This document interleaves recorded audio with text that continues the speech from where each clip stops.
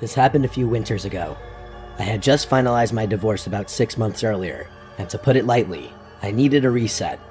Christina, my girlfriend at the time, suggested we take a trip somewhere quiet, something different from the chaos I'd been dealing with. We found a rental on a lake in upstate New York, and I booked it for a week without much thought. The place was exactly what I was looking for. A modern but cozy house positioned right on the lake, surrounded by woods, with only a handful of other properties scattered along the shoreline. Most of them were empty. It wasn't exactly peak season for lakefront living. I welcomed that, though. I really just wanted to be as far from civilization as possible. The host wasn't going to be there, but he gave us some detailed instructions on where to find the keys, some stuff about the house, all the standard Airbnb stuff. We arrived in the morning, and when we got there was a small package sitting on the front steps waiting for us. There was no return address, just a little handwritten note that said, "Enjoy your stay, make sure to stay warm." That part was kind of cute. But there was something else in the package, a tiny box of matches. We figured it was some kind of welcome gift, a weird one, but harmless enough. Christina laughed and made a joke about how the upstate people have always been a little odd, and that was that. The next 2 days were exactly what we wanted. Long hikes through the snow, hot drinks by the fireplace, total peace and quiet. Oh yeah, I should probably mention that the snow had been steadily falling since we arrived. Not quite a blizzard, because there wasn't that much wind or fog, but there was enough snow to make the landscape feel untouched. It was perfect. I think it's a good time to describe the layout of the house, at least somewhat. The master bedroom where we slept was on the second floor. It had these massive windows across from the bed that overlooked the lake. The roof, or at least the windows, must have been pretty thin because we could hear the patter of snowflakes from inside, which was a really nice touch. There was also a skylight in there, so we could fall asleep to the beautiful sky and snow. Sometime after midnight on the third night, I woke up to a sound. It was barely audible over the sound of the wind and the snow. The first thing I noticed was actually the storm.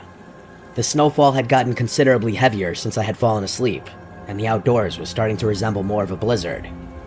I shifted my focus back to the sound and realized why it stuck out. It sounded man-made, almost mechanical, unlike the natural sounds you'd expect to hear out in the wilderness. I quietly got out of bed, careful not to wake up Christina, and I made my way across the room. I looked out the window and saw the last thing I expected to see. A snowmobile. It was moving slowly across the ice. I know it's not the most abnormal thing. People drive snowmobiles on frozen lakes all the time, but I was just so confused given how late it was. Like I said, the snow was falling more heavily now, so visibility wasn't great, but I could still make out the shape. The driver was moving cautiously, like they weren't completely sure about the ice, and then they just stopped entirely. I watched as the person climbed off and started waving their hands like they were in distress. It looked like they were shouting, but I couldn't make out what they were saying. To my horror, I realized that they were facing in the direction of our house. Did they know we were there? It was impossible.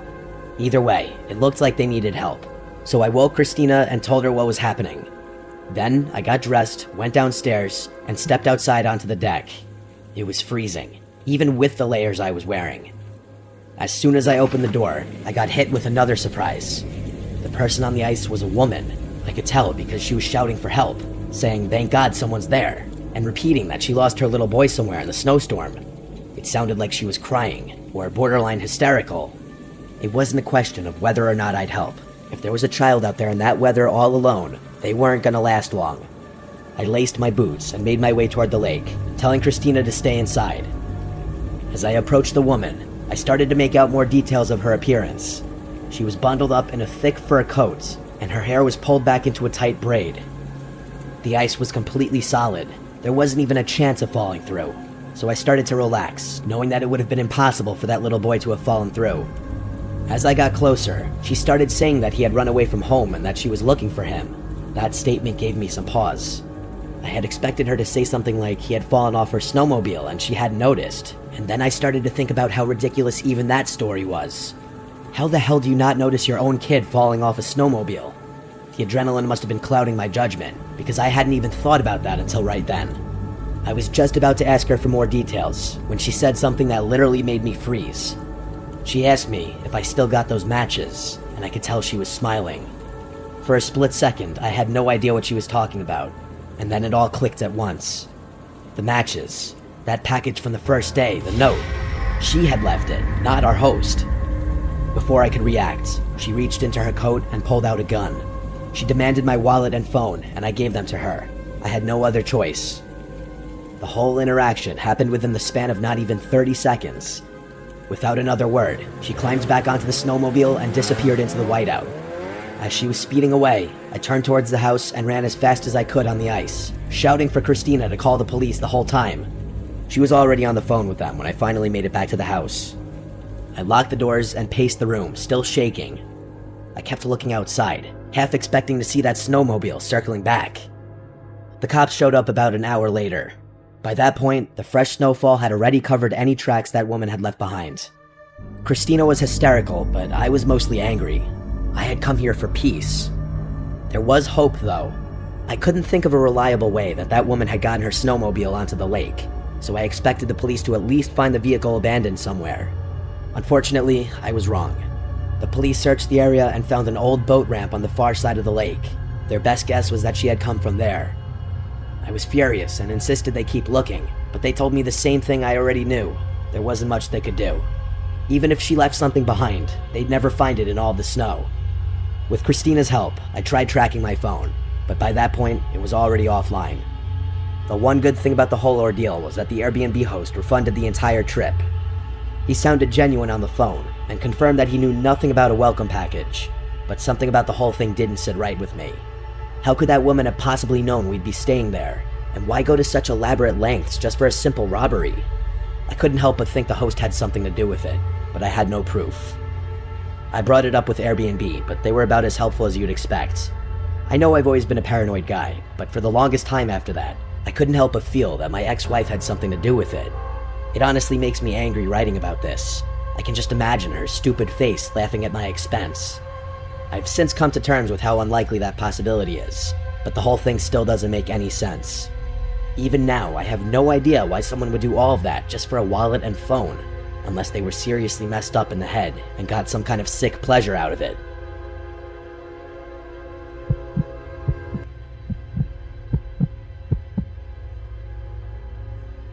My family owns a Northern California lake house that we visit for a couple of short weeks out of the year during primetime summer weather.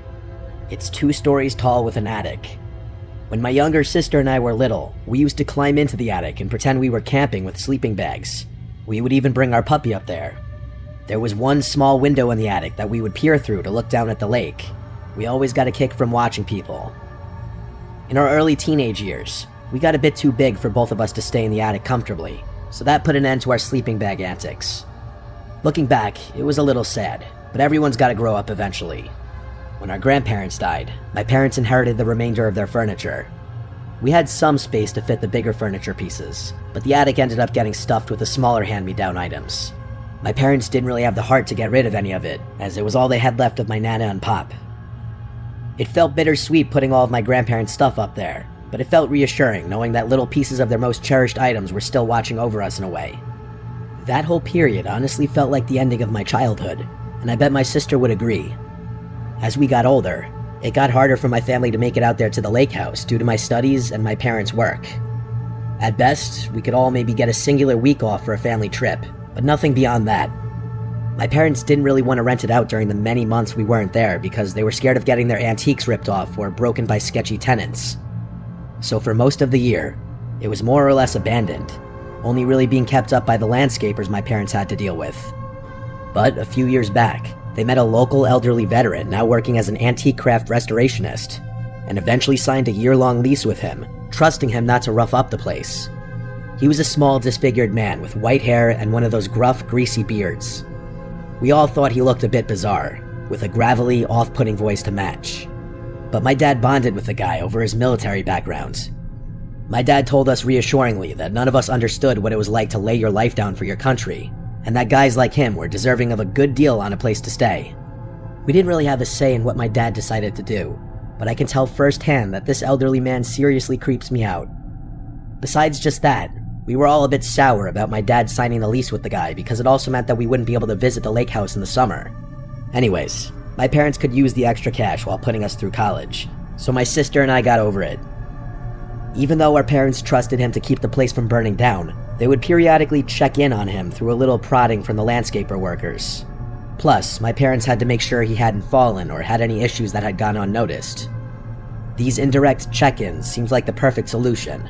We stayed out of his nose, but still got peace of mind. You might call that a little invasive, but this guy was getting a great deal on the place anyway. I guess an elderly, crusty guy in his twilight years couldn't really care less about occasional questions from laid-back landscapers now and then. It wasn't like he was going to be able to physically keep the lake house in shape by himself anyway. My dad reasoned that his rent at least covered the maintenance. Despite it looking like he'd been a decent tenant, that all went out the window when the maintenance guys pointed out his predatory behavior to my mom over the phone. They told my mom that while doing landscaping for the neighbors' yards, they'd often spot him sitting weirdly on the porch, staring at the children by the lake. They said they had caught him doing other things too that I don't really feel comfortable repeating. My mom was a real saint, and absolutely loathed the idea of a disfigured old man eyeing children while being a tenant in her beloved lake house. For months, she talked my dad's ear off about it until he couldn't take it any longer. I still remember my mom screaming at him about how irresponsible it was for us to be accommodating a potential predator. My dad finally cracked. When the end of the year-long lease was up, my dad tried to let him down easy. He had high respect for him as a veteran. My dad lied and told him that they planned on having some work done to the house that would leave him without electricity or plumbing for a few months. The guy left without too much of a fuss. It wasn't like the money my parents had made off of him was great. They assumed he'd be able to find another spot just fine. My mom told my dad to stop worrying about him so much. My mom wanted him out of there as quickly as possible, so we even paid the landscaping guys a little extra to help him grab his belongings. Admittedly, I was also kinda happy to see him gone. It had always felt weird that someone so strange had basically unlimited access to our house. Anyway, about a year after that, my younger sister graduated college, so my parents seized upon the opportunity, clocked in their sick days, and flew us out for a summer trip at the lake house. My parents had recently gotten a black lab mix named Bear, who my sister hadn't met yet, so she was especially thrilled. I'll skip all the irrelevant stuff, but by the time we actually made it to the house, the sun had just started setting, so we decided to leave Bear inside while we grabbed dinner in town. The house wasn't stocked with groceries or anything, so we didn't really have another option. Before we left, I noticed Bear was acting strange. His ears were perked up and he kept pacing, like he was waiting for something. I figured he was just restless from the long trip and brushed it off. We weren't gone long, just enough time to eat and let the heat die down. But when we stepped back inside, something felt off, like seriously off. Before I could say anything, I saw Bear. He was sprawled out at the foot of the stairs, panting hard. My sister screamed, and I realized there was blood smearing the floor beneath him. My mom immediately pulled out her phone, presumably to call 911. Without a word, my dad made his way into the kitchen and grabbed a knife. I followed suit, and the two of us slowly made our way around the house, searching for the intruder. By the time we made it to the top floor, my dad motioned for me to stop. It took me a second, but I ultimately realized what he was looking at. The attic hatch was open. It wasn't wide open, just cracked, but enough that we could see the faint glare of a flashlight shining down. I'm not proud to admit it, but I was petrified in fear in that moment. If it weren't for my dad, I don't know what would have happened. Without hesitation, he yanked the hatch and started bounding up the ladder. I didn't follow this time, I was too scared. I listened, expecting to hear some kind of fight, but no such sound came. Instead, a few moments later, my dad climbed back down the ladder, seemingly calm. He whispered to me that it was our old tenant, and I could tell that he was really torn about what to do. My mom eventually came running up the stairs, and when she found out what was going on, she started screaming at the top of her lungs. My dad wanted to let the guy go, but my mom wasn't having it. She had called the police already anyway, so that was that. When the police arrived, they went up to the attic and carried the guy down the ladder. He looked like he was in really bad shape, and I could tell my dad had nothing but sympathy. The police found our house key on his person, which also angered my mom because my dad had told her that he had changed the locks. Luckily, Bear survived, although he was seriously injured. As awful a thing as that man had done, my dad refused to press charges no matter what my mom or sister said to convince him. That was actually one of the biggest fights my parents ever had, and I never understood why my dad had so much sympathy for someone who had literally stabbed his dog. This all took place about a year ago, and we haven't been back to the lake house since. I really hate to say it, but this experience seriously tainted my childhood image of that house. I can't say I want to go back anytime soon.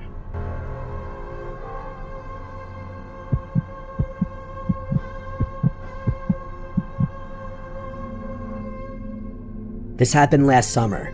I was 20 years old. My name is Kevin. My friend James comes from a very wealthy family. His dad is like an IP lawyer who contracts with the US government or something. They've got a bunch of properties all over the country, and a handful of international ones too. That's the kind of wealth I'm talking about. One of their houses is on a relatively large but overall pretty secluded lake. The lake itself isn't so big that you can't see the houses on the other side of it, but it would be a workout and a half swimming across the whole thing. James' parents were never around, so he pretty much had unlimited access to that house, and he often invited friends over, with permission of course. There's something about being out on the lake that makes you feel invincible. It's a different feeling than the beach for sure. I'm not really sure how to explain it, but there's more of an exclusive vibe to it. Hopefully I can be successful enough to afford one day. Like I said, the lake itself is pretty secluded. Big fancy houses line the perimeter, but most of them would usually sit dark and empty. A lot of them were vacation homes for people who barely even used them. It's honestly kind of a shame thinking about it. There are upsides to that though. James would throw the craziest parties there because there were usually no neighbors to call the police. This night was different though. It was just the two of us, having a more chill night. I won't get into it, but I had just broken up with my girlfriend of 3 years, and I was in dire need of some bro time. We were having a few beers out on the dock when I noticed a light flicking across the lake. I can't remember exactly what time it was. At first, I thought it was just the sun perfectly reflecting off something into my eye, but even when I moved my head to the side, I could still see it. It was flashing like someone was turning a light on and off repeatedly. I told James, and the two of us became fixed on it, trying to figure out what it could be. At some point, we realized the flashing wasn't random. It was following a pattern. 3 short bursts, followed by 3 longer ones, followed by 3 short ones. I guess I'm dumb for not knowing this, but James snapped his fingers and said it was Morse code. I looked at him like he was crazy, and asked him when in the world he had learned Morse code. He told me he didn't actually know it, but he knew what 3 short, 3 long, 3 short meant. SOS. I called BS and pulled out my phone, but to my surprise, he was actually right. Like I said, maybe I'm dumb for not knowing that, but I'm not really one for obscure knowledge anyway. The flashing continued for another minute or so, following that same pattern, before stopping abruptly. The two of us had just been staring at it the whole time. I really didn't know what to think. It could have been a joke, but there was always that chance that someone was actually in trouble. James immediately suggested calling the cops, but I reminded him that we'd been drinking and we weren't legal yet. I was honestly fighting a DUI charge at the time, so the last thing I needed was another run-in with the police. He wasn't thrilled about that answer, and I could tell he was torn about the situation. The two of us couldn't really think of a rational explanation besides a kidnapping or something along those lines. We thought it might have been someone who had fallen and needed help, but that didn't make any sense because they probably would have just called the police. We've always been those adventurous, delinquent type guys, so we decided it was worth checking out ourselves. If it turned out to be serious, we'd call the police then. We went back inside. James' brother had a bunch of switchblades lying around his room. He was kind of a weird kid. So we grabbed a few of them just for peace of mind. James said he was good to drive, and that we should drive around the lake to that house, but I told him I really wasn't comfortable with that, for obvious reasons. He joked about my situation, and I laughed it off. If we weren't driving, there was only really one other option. The two of us walked back out to the yard, and dragged James' dad's kayak into the water. We were laughing at first, enjoying the adventure of it all, but the further out we got onto the lake, the quieter we got. I think both of us realized how dumb of an idea it was, but neither of us wanted to be the one to spoil the fun. The sun had almost fully set at that point, and it was getting harder to see. It wasn't pitch black or anything. We had light from some of the lake houses to guide us, but it was still a bit unsettling. As we got closer, the house came into view. It was big like the others, but it was obviously not maintained very well. For starters, the dock was half collapsed, literally. Half of it was just sunken into the water. The flashing had also stopped, which was kind of a bad sign too. We had planned on just tying the kayak to the dock, but we obviously couldn't do that anymore given how unstable it looked. Luckily, the yard wasn't too high up above the water, so we beached the kayak on the yard instead, careful not to slip on the rocks. I felt the adrenaline rush start coming on. I could tell James was feeling the same thing. We looked up toward the house. The light had been coming from the second floor, that much we knew. James was freaking out at that point, and insisted that we just leave and call the police. I told him we'd have to kayak all the way back to his house to even do that, as there was no service on the lake and that we need to connect to Wi-Fi. I reminded him that we had explored 1 million abandoned buildings before, and this wasn't too different. He wasn't thrilled with that logic, but agreed anyway. Believe me, I know how dumb this was. Everyone I talk to about this shares that same opinion, but I've never been one to make good decisions, and neither is James. We didn't walk to the front door. That would have been suicide. Instead, we crept around the house until we found a window that was unlocked. The two of us silently slipped inside. The house was empty. Not just abandoned, but empty. Like stripped. There was no furniture and no junk in there either. To be frank, there was no signs that anyone had ever even lived there. The floors and walls were completely bare. We moved cautiously through the rooms, looking for the stairs. There was no one in sight, and all the rooms were just as empty as the first one had been. We finally found the stairs and slowly made our way up. I had made a mental note of where the window was, and we slowly walked down one of the hallways until we got to what I guessed was the room the light had been coming from. I pressed my ear against the door and heard nothing. I glanced over at James. He nodded, and I carefully pushed the door open. The room was empty, with the exception of one thing by the window. I tiptoed over to it and realized what it was. It was one of those old projectors, and it was facing the window. Alarm bells immediately started going off in my head. This was a trap. Someone had set this up deliberately. James must have realized the same thing, because I just heard him start sprinting back the way we had came, not even trying to be quiet. I turned without another thought and followed him. As we were running down the stairs, I heard a door, presumably a closet door, swing open from the room I had just been in, followed by rapid thumping sounds. We bolted down the stairs and back through the house to that first window. James jumped through and I was next. As I was climbing through, I heard those footsteps from behind me again, bounding down the stairs. I didn't even look. I just made it through the window and ran to catch up with James, who was already down by the lake's edge. As I was running to catch up to him, I heard him curse, and I quickly realized why. The kayak was gone. I turned, and from the side of the house, there was a person running toward us. I could barely process what I was seeing. He was fast. I couldn't get a good look at him, but he was big, definitely an adult. I pulled out my switchblade, ready to defend myself. I expected James to do the same, but instead, he turned and jumped straight into the lake. Sneakers, hoodie, everything. I didn't even think, I just followed. The water was freezing, but I didn't care. I swam as fast as I could, trying to fight the burning sensation in my arms and legs. We swam toward the light from James' house, which looked like it was miles away. The swim felt endless, but on pure adrenaline, we made it. By the time we dragged ourselves onto James' dock, I thought I had hypothermia. I don't think I've ever been that cold in my life. We ran straight inside, locked every door, and called the police. It took them almost an hour to show up. It was honestly kind of outrageous. When they finally did, they went straight across the lake to investigate. They were over there for a while, but when they came back, they told us exactly what I expected to hear, that there was no one. They confirmed this house had been abandoned for years. No signs of recent occupancy, no footprints, no gear, no personal belongings, nothing. Just an empty house. They weren't happy with us. They gave us the whole "why didn't you call first" speech.